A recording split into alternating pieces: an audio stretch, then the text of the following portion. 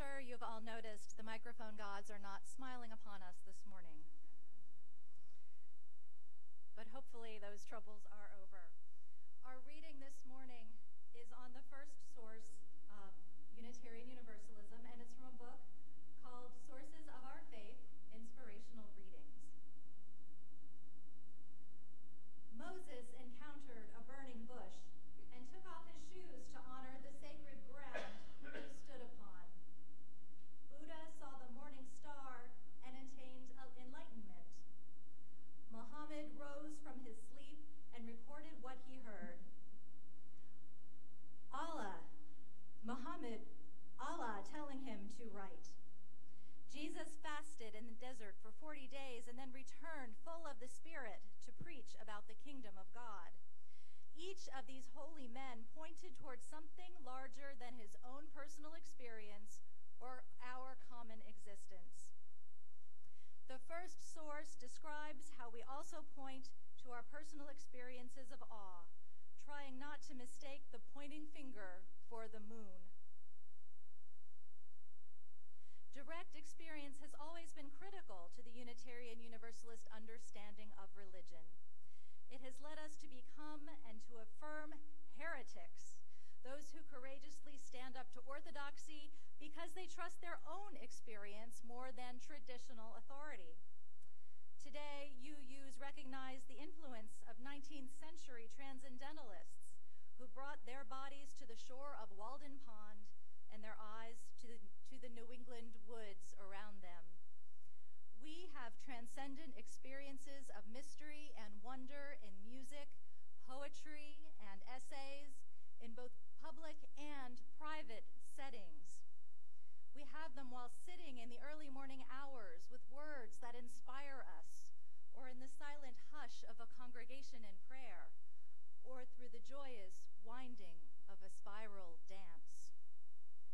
These experiences lift us out of ourselves and inspire us towards greater acts of courageous love.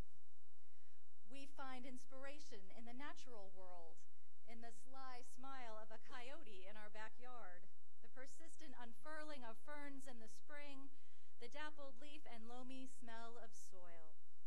We have these experiences and realize that they know no creeds and have no bounds. Before I begin sermonizing this morning, I'd like to add to one of our announcements, the announcement about the mysticism class, online class. It is actually a national UU class run by the UU Mystics and Community, and our own Don Weiner, who is here this morning, will be facilitating the class. So I say it's our local mystic does good. I think that's our story. So moving on, 2 weeks ago we talked about mysticism and how it is present in our first source of Unitarian Universalism.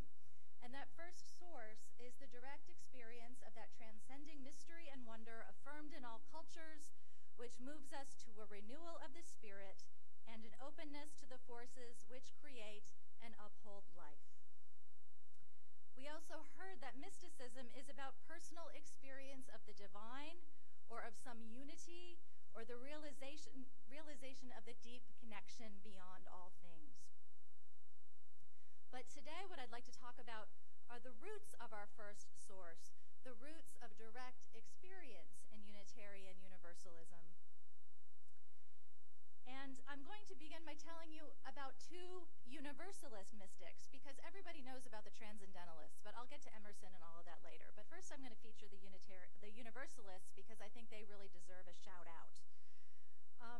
One of my favorite Universalist mystics is a man by the name of George de Benneville. He was born in 1703, and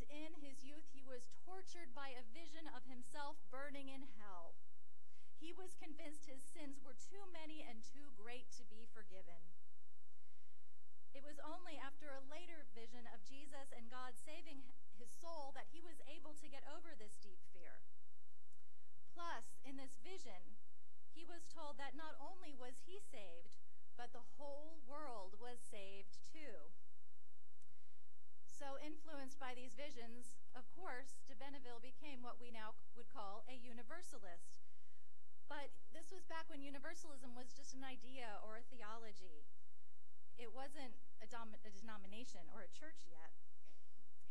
But he truly believed that hell was a temporary stop. He didn't believe in no hell at all, but he believed it was a temporary stop for purification and that all souls would eventually be reunited with God. Now, de Benneville's life began in England, where his French Huguenot parents had come to escape religious persecution. But George, so convinced of his Universalist message, he took it back to France at the ripe old age of 17, where he preached for 2 years with a group of like-minded friends in defiance of French authorities. Now, for over 2 years, he preached and occasionally got arrested. But then finally his luck ran out. He was not only arrested, but he was sentenced to death, along with a Swiss friend named Durant. In his autobiography, de Benneville wrote of the plans. The plans were that his friend would be hanged because that's what they did with commoners, but his form of capital punishment, because he was a nobleman, would be the guillotine.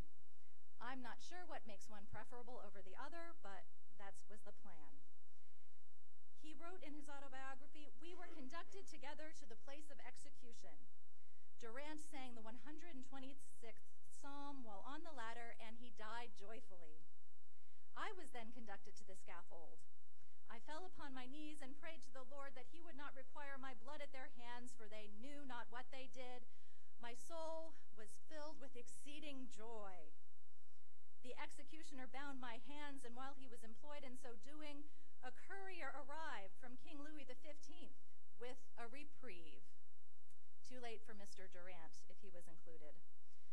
"I was then reconducted to prison at Paris, where I was confined some time before I was liberated through the intercession of the Queen." So after being freed in Paris, George went on to Germany and Holland, and he lived and preached with a pietist group for almost 20 years. The pietists were various groups that emphasized personal devotion, spirituality, and humility, a group that was very open to the idea of universalism. But in 1741, he went to the American colonies, and he settled near Philadelphia. One of his homesteads was actually in the same county in Pennsylvania where I was raised. It was in the Ole Valley, if that sounds familiar to anyone. But he settled with German pietists who held universalist views there. There he served as both a doctor and a preacher, which I guess is something you could do back then, before either was really licensed. But de Benneville is really known as the first preacher of universalism in America. And he covered a lot of territory throughout the whole mid-Atlantic while he was there.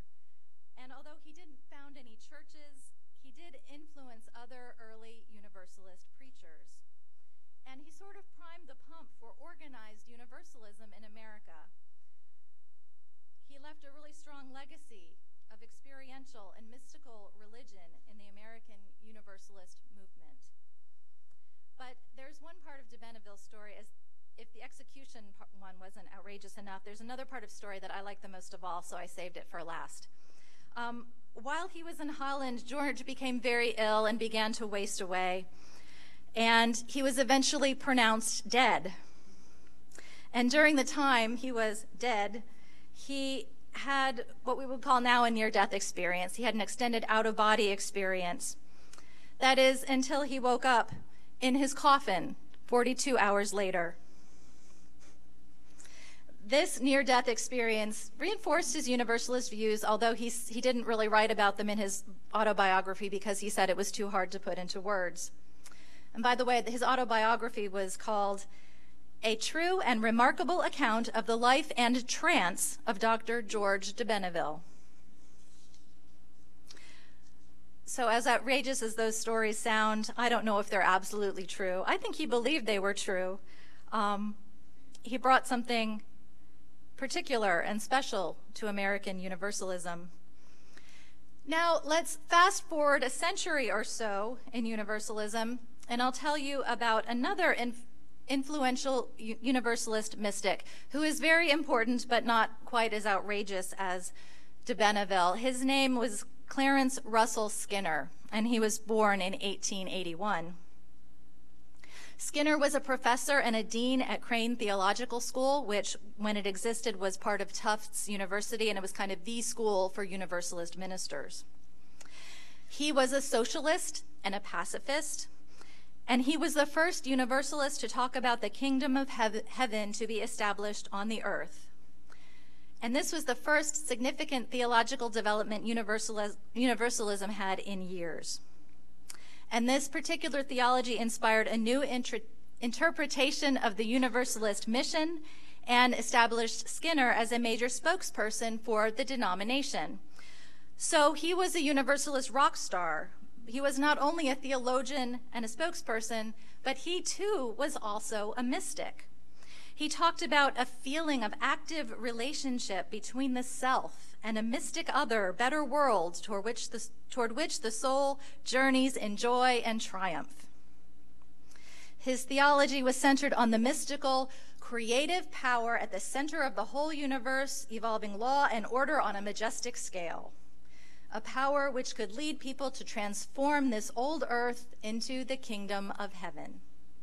In effect, his mysticism was actually married to very earthly concerns, the imperatives actually, as he saw them, involving social welfare and social improvement. Skinner wrote a 1945 essay called A Religion for Greatness. And he stressed the need for what he called a radical religion, one that is rooted in the common experiences of humankind. Can you think of anything more universalist than that, a religion on the common experiences of humankind? So here's the beginning paragraph of the essay, and I'm apologizing in advance for the gendered language. Beneath all curious customs and beliefs, deeper than ecclesiastical creeds, more vital and basic than priestly rites, stands out one impressive fact. Namely, man touches infinity. His home is in immensity. He lives, moves, and has his being in an eternity. This magnificent assertion is man's greatest affirmation. Nothing else surpasses it in sweep of imagination or depth of understanding. It is a truth proclaimed by all that we know of modern science, and it stands the test of experience as the enduring reality. Experience as the enduring reality. So Skinner thought that the essential human task was to expand human understanding and increase human activity so that the world can be made better, made whole. He also said we must so expand our spiritual powers that we vastly increase our understanding and sympathy. There is no middle way. It is greatness, universalism, or perish. He was committed. So we have two very different Universalist mystics. We have de Benneville, who had all of these experiences and planted the seeds of universalism in America.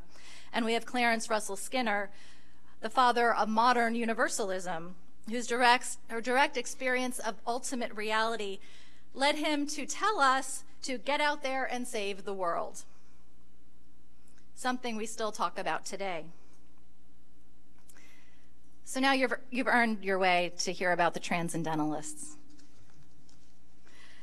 So the Unitarians also had their influential mystics, mostly from what was called the Transcendentalist movement, which was so deeply intertwined with Unitarianism, it's hard to kind of separate them. Although Unitarianism really didn't get its name until the 1800s, we now call let me try that again. So Unitarianism didn't get its name into the early 1800s. It was used as a pejorative. Then the Unitarians finally said, okay, we're Unitarians. All right, you caught us. But the Unitarian idea started around the time of the American Revolution, when people were talking about what? Freedom, pursuit of happiness, a lot of individual rights, individual needs. All right, so one of the reasons the Unitarians were called Unitarians by more Orthodox Christians was, starting back at the Revolutionary times, working its way through the 1800s, the Unitarians comprehended Jesus as a man, a great teacher, but as a human being, not part of a triune God. So that's where the uni thing came from. And of course, they embraced individual free will, which was kind of a big deal in the formation of our country. They rejected the then prevailing Calvinist beliefs that in human depravity and predestination that you might be going to hell or to heaven and you had no choice in the matter and no input. They weren't about that. And personal responsibility for living a good life was really important to the early Unitarians. But by the 1830s, some Unitarians were pushing these ideas even further. And this was the Transcendental Club that was gathering to discuss a new philosophy. They challenged the idea that all knowledge is derived from the senses. They proposed that humans have direct access to truth, to a reality that transcends the witness of the senses. And like many occasions in our Unitarian history, new ideas brought new controversy. And it brought what is known as the Transcendentalist controversy. This controversy blew up in 1838 when the students of Harvard Divinity School, and I totally think they know what they were inviting in, they invited Ralph Waldo Emerson to address their graduating class. Now, Emerson had been a Unitarian minister. He served in Boston for 3 years, but he resigned because he really wasn't comfortable with a lot of things, but the major one was he wasn't comfortable with Holy Communion. And that was a very common practice in Unitarianism at that time. So he left the ministry and wrote and lectured and professored. So he was finally invited back to Harvard in the Divinity School, and he took it as an opportunity, which I think the students were very well aware of, to really throw it down. He took this opportunity to lay out his transcendentalist philosophy, and he also laid out, in pretty blunt terms, the many problems he had with the Unitarians and with Christianity. He called the Unitarianism of his day corpse cold. He criticized ministers who preached dryly on the recorded experiences of men long dead, ironically, which is what I'm preaching about today, but he was talking about the Bible. So they were longer dead than what I'm talking about. And he pointed out that the ministers were ignoring the first-hand experience of life, right? That was missing. And he even described a preacher who tempted him to never go to church again. People say this was probably directed at one particular person. He had personal issues with it, well, so it's kind of... But, so this is what he said about that preacher. A snowstorm was falling around us. The snowstorm was real, the preacher merely spectral. And the eye felt the sad contrast in looking at him, and then at the window behind him into the beautiful meteor of the snow. He had lived in vain. He had not one word intimating that he had laughed or wept, was married or in love, had been commended or cheated or chagrined. If he had ever lived and acted, we were none the wiser for it. The capital secret of his profession, namely to convert life into truth, he had not learned. Not one fact in all his experience had he yet imported into his doctrine. This man had plowed and planted and talked and bought and sold. He had read books, he had eaten and drunken, he had headaches. His heart throbs, he smiles and suffers, yet there was not a surmise, a hint, in all the discourse that he had ever lived at all. Not a line did he draw out of real history. The true preacher can be known by this, that he deals out to the people his life passed through the fire of thought. My work is cut out for me, going by what Emerson said. But you can see what he was getting about. What use is religion if it doesn't relate to life, you know? So ultimately, after trashing the preachers, Emerson urged his listeners to stop talking about the biblical past as the source of religious truth and let go of the belief in the supernatural part of Christianity and to focus instead upon their own lives, their own experience of the sacred.